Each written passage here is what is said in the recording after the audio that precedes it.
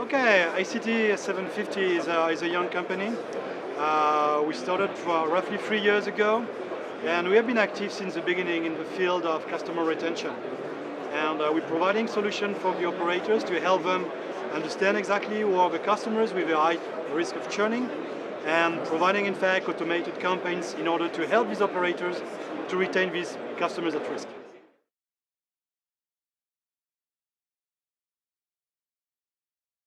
Okay, CLM stands for Customer Lifecycle Management, and it's a set of tools which is provided to the operator to do personalized marketing campaigns. So usually all this tool is collecting all the usage information live from the subscriber, allowing the operators to do personalized marketing campaigns to retain these customers.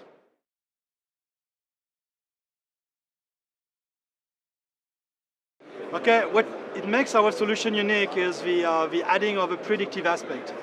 Is that usually most of the solutions are basing the marketing campaign on past subscriber usage information. In our side, we add the predictive aspect, which is trying to understand what will be the future usage that the customer may do. And with these predictive aspects, the marketing campaigns can be much more focused, much more targeted, therefore limiting the value destruction and increasing the return that the customer may expect.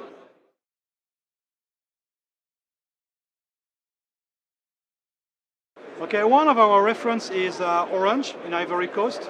So Orange has been using our solution for more than 2 years now.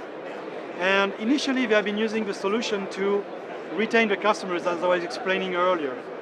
Right now, Orange is able to save more than 500,000 subscribers every year by using our solution. So it has shown the effectiveness of a solution from a business standpoint. Beyond that, adding the aspects of predictive in the usage of a solution by Orange in Ivory Coast has allowed them to do a much better focus marketing campaign, better target, allowing to have much better return. And usually in the campaigns that Orange has been able to launch, they have achieved a return usually between 15% and 30% on return on the campaigns.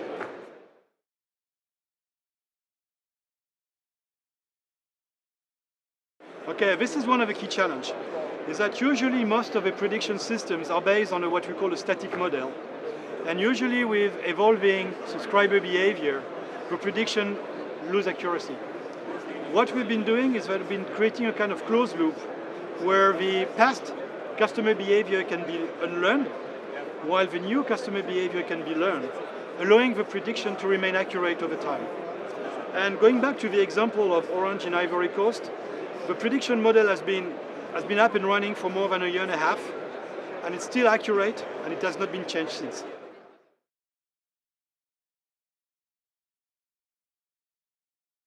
Okay, usually the solution is used by the marketing teams. One of the key objectives when designing the solution was to make the solution being easy to use by the marketing people. We very often say that this is a marketing tool to be used by the marketing people. So as such, we did develop simple, intuitive GUIs to make sure that the solution can be used by the marketing people without any IT expertise or without any business intelligence expertise. So this way, the marketing can focus on what they should do, which is animate their customer base, instead of focusing on integration with the IT, focusing on doing data mining, and this way, they can launch campaigns very quickly. Again, taking the same example of Ivory Coast with Orange, they have been able to launch more than 300 campaigns within a 6-month period.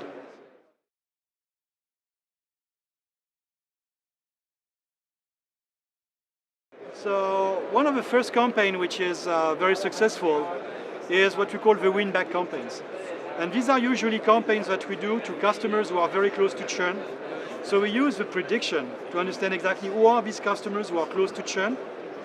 And we do win-back campaigns where we'll be suggesting to these customers to recharge in exchange of bonus, in exchange of some reward.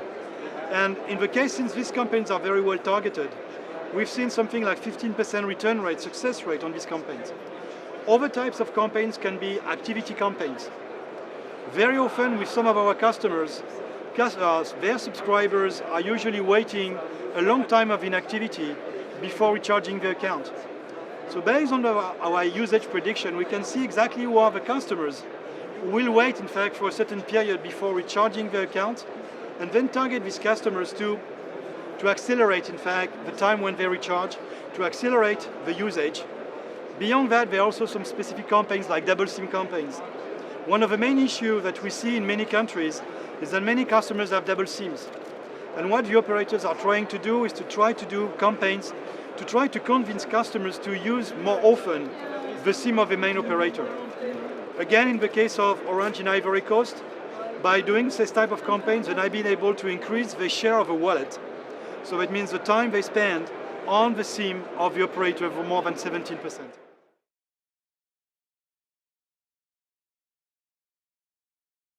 So the system is very flexible in the sense that the prediction is just a question. So historically, the product has been initially used for churn prediction. So trying to identify who are the customers who will not make any recharge, not make any usage of a solution for a certain period, 1 month, 3 months. This was the first one. But the system is now used also for making prediction in terms of usage, in terms of recharge. For example, when we want to do campaign for customers who have not been recharging for a certain period, we'll be making some prediction about the risk or the probability of a customer not to recharge for a week. Or we'll make the calculation, the probability for a customer of not spending more than a certain amount within the month. So clearly here, there are multiple predictions that can be made for the same customer. So there is a total flexibility here. And again, these predictions are made without doing any kind of business intelligence complex work. It is just configuration which is being made by the marketing people.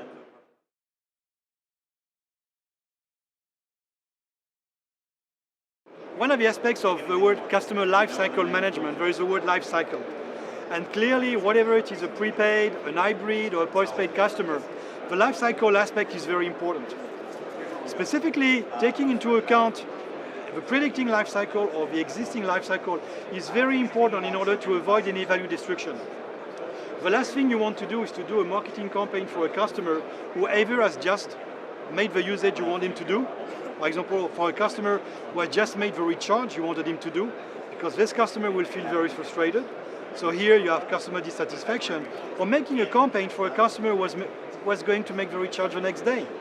So clearly here again it was value destruction. So using the lifecycle indicators is a very important aspect when doing the campaign.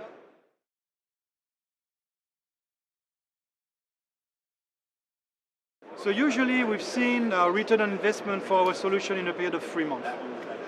So in the case of Ivory Coast, it was 3 months.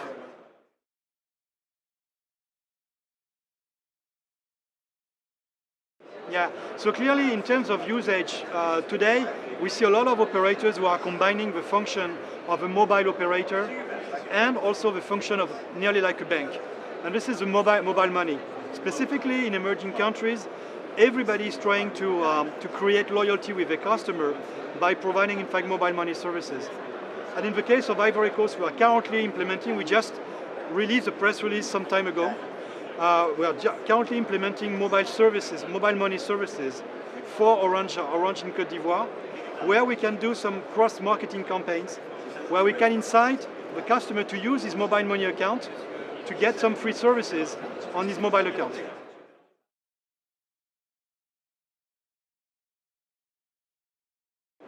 Yeah, multi-SIM issues. As I was saying earlier, it's a huge issue in all the emerging countries.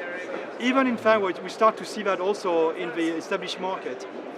And clearly here, the key objective for the operator will be to understand when his SIM will be in the telephone of a subscriber, and exactly how we can act as soon as we can detect.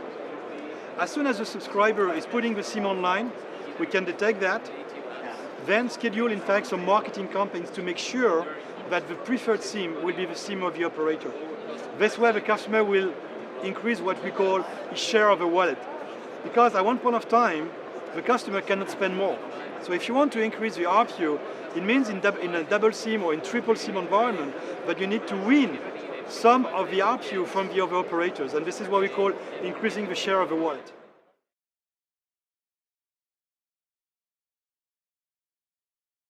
So yes, we support both postpaid customers, prepaid customers, and also hybrid customers, who are usually customers who have a fixed amount, they pay for a fixed amount per month, and if they go above that, they need to recharge their account. So we support all types of subscribers model, and at the same time, in terms of services, we also support all types of services. As I was saying earlier, the voice, the SMS, the data services like 3G services, the mobile money, and so on.